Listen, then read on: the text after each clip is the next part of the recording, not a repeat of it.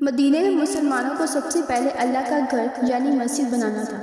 آپ صلی اللہ علیہ وآلہ وسلم جہاں ٹھہرے تھے اسی سے ملی ہوئی نجار کے قبیلے کے 2 یتیم بچوں کی زمین تھی جو کہ خالی تھی۔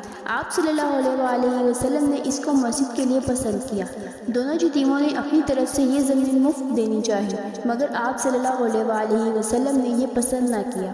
ایک انصاری یہ نئی قیمت ادا کر دی۔ زمین برابر کر کے مسجد بننی شروع ہوئی۔ اس مسجد کے بنانے والے معمار اور مزدور کون تھے؟ خود آپ صلی اللہ علیہ وآلہ وسلم اور آپ کے سب وفادار ساتھی۔ سب نے مل کر ایک کچی سی دیوار اٹھا کر اوپر کھجور کے تنے اور پتوں کی چھت بنائی۔ یہی پہلی مسجد نبوی تھی۔ مسجد کے قریب ہی اپنے لیے اسی قسم کی چند کوٹریاں بنوائی جن کو حجرہ کہتے ہیں، جن میں آپ صلی اللہ علیہ وآلہ وسلم اور آپ صلی اللہ علیہ وآلہ وسلم کے گھر کے لوگ اہل بیت رضی اللہ عنہ رہنے لگے۔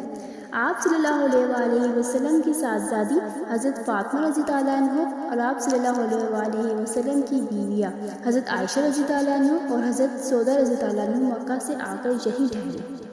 مسجد نبوی کے صحن میں ایک چبوترا بنایا گیا تھا۔